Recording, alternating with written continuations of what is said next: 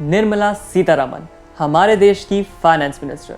जी हाँ, कल ही यानी कि 1 फरवरी को उन्होंने हमारे देश को एक बहुत ही इंटरेस्टिंग, बहुत ही स्पेशल बजट दिया। ये स्पेशल इसीलिए है क्योंकि इस साल हमारे फाइनेंस मिनिस्टर ने इस बजट को एक फ्यूचरिस्टिक फॉर्म दिया है, यानी कि उन्होंने इस साल इस बजट को 2047 को ध्यान में रखते हुए बनाया है, आने वाले 25 सालों को ध्यान में रखते हुए बनाया है।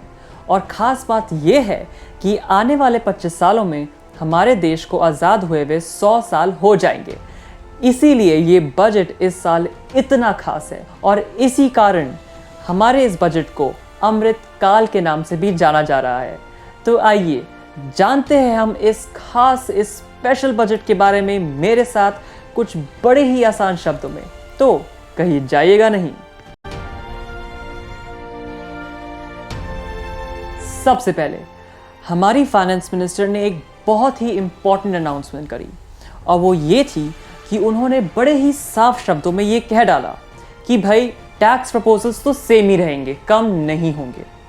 और ये भी कह दिया कि सरकार अगर लोगों का भला करना चाहती है, अगर चाहती है कि लोगों का डेवलपमेंट हो, तो टैक्सेस सेम ही रहने चाहिए, कम नहीं होने चाहिए।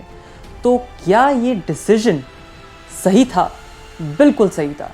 देखिए, हम जानते हैं कि पिछले 2 सालों में कोविड की वजह से हमारी इकॉनमी कितनी सफ़र कर रही है, पूरा देश कितना सफ़र कर रहा है। अब अगर इस साल बजट में फाइनेंस मिनिस्टर ने टैक्सेस कम कर दिए होते तो गवर्नमेंट के पास पैसे भी कम होते। कम पैसों से गवर्नमेंट क्या खर्चा करती है हमारी इकॉनमी में, और इस वजह से हमारा देश पीछे रह जाता। तो गवर्नमेंट ने देश को आगे बढ़ाने के लिए टैक्स सिस्टम सेम रखने का जो डिसीजन लिया है वो बिल्कुल सही है और बहुत ही इंटेलिजेंट है। और एक दूसरा बड़ा फैसला जो फाइनेंस मिनिस्टर ने अपनी कल की स्पीच में लिया वो था कैपिटल एक्सपेंडिचर को बढ़ाने का डिसीजन। जी हाँ, ये एक बहुत ही एक्सपेक्टेड स्टेप था, हम सबको लगा ही था कि ये होगा। लेकिन इसका मतलब क्या है? देखिए, बड़े ही आसान शब्दों में मैं बताता हूँ। कैपिटल एक्सपेंडिचर अगर बढ़ता है, इसका मतलब ये है कि गवर्नमेंट अपना खर्चा भी बढ़ा देगी। अगर गवर्नमेंट अपना खर्चा बढ़ाएगी तो जो इकोनॉमी की जो साइकिल है उसमें ज़्यादा पैसा आएगा और अल्टीमेटली हमारे पॉकेट्स में भी ज़्यादा पैसा आएगा। तो ये हम सब के लिए एक बहुत ही बड़ी खुशखबरी है। It is a good news.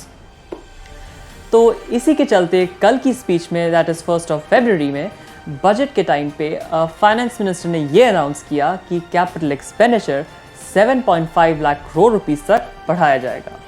अब एक तीसरा बड़ा फैसला जो निर्मला सीतारमण ने दिया, जिसने सबको शॉक कर दिया, वो था डिजिटल एसेट्स का टैक्सेशन। जी हाँ, डिजिटल एसेट्स जैसे कि क्रिप्टो करेंसी, जैसे कि NFTs, जो हम सब जानते हैं काफ़ी पॉपुलर हैं आजकल, उन पर गवर्नमेंट ने अब टैक्स लगा दिया है, 30% टैक्स। इसका मतलब जो इनकम आप डिजिटल एसेट्स से कमाते हैं, क्रिप्टो करेंसी या NFTs से, उस पर अब टैक्स लगेगा।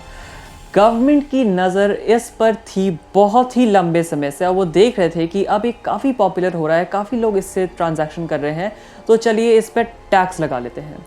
और काफ़ी लोग इस डिसीजन के बाद शॉक में थे, सरप्राइज़ हो गए थे, काफ़ी नाराज़ थे। तो क्या ये डिसीजन सही था? बिल्कुल सही था, क्योंकि गवर्नमेंट को इस समय पैसे की बहुत ज़रूरत है, हमारी इकॉनमी को पैसे की बहुत ज़रूरत है। अगर गवर्नमेंट टैक्स के थ्रू हमारी इकॉनमी में पैसे डालेगी तो इससे हमारी कंट्री ही आगे जाके बहुत जल्दी जो है रिसेशन से बाहर आ जाएगी। तो ये इसमें हम सब का ही फ़ायदा है और इसलिए मैं ये कहूँगा कि क्रिप्टो करेंसी और ये डिजिटल एसेट्स को टैक्स करना बहुत ही इंटेलिजेंट स्टेप था। अब अगर किसी देश को प्रोग्रेस करनी है, किसी देश को आगे बढ़ना है, तो उसके एनुअल बजट में इंफ्रास्ट्रक्चर को इम्पोर्टेंस देनी ही देनी चाहिए। और अगर ऐसा ना हो तो वो बहुत बड़ी बेवकूफ़ी होगी। लेकिन ये बेवकूफ़ी हमारी फाइनेंस मिनिस्टर ने नहीं करी, जिसके चलते बहुत सारे जो ऑपोजिशन के लीडर्स हैं वो डिसअपॉइंट हो गए। अब देखिए, हमारी फाइनेंस मिनिस्टर ने इस साल रेलवेज़, रोड्स, हाईवेज़ पर बहुत फोकस किया, इंफ्रास्ट्रक्चर पर बहुत फोकस किया। तकरीबन 20,000 करोड़ का हाईवे एक्सपेंशन प्रोग्राम लॉन्च किया और 400 रेलवे वो वंदे भारत ट्रेन्स को भी उन्होंने मैन्युफैक्चर करने का प्रॉमिस हमको दे रखा है कल की स्पीच में। तो इन सब से क्या होगा, इन सब से हमारे देश का सप्लाई चेन सिस्टम जो है वो इम्प्रूव होगा। इससे क्या होगा, आगे जाके हमारा देश एक ऐसा देश बनेगा जो इंपोर्ट कम करेगा और एक्सपोर्ट ज़्यादा करेगा। तो हुई ना फ़ायदे की बात।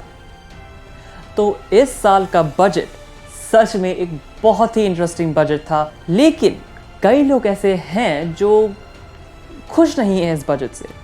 देखिए, समझने की बात यह है कि ये बजट हमारी फाइनेंस मिनिस्टर ने लोगों को खुश करने के लिए नहीं बनाया है।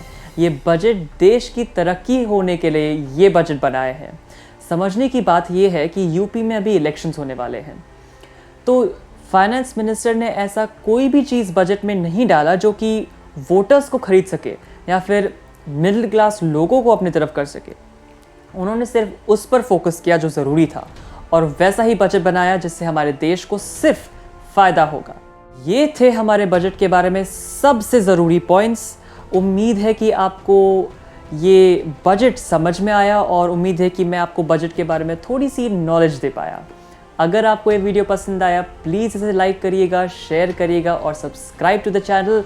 और थैंक यू सो मच। उम्मीद है आपको सच में मज़ा आया और फिर आपको मिलूँगा मैं अगली वीडियो में। तब तक के लिए बाय।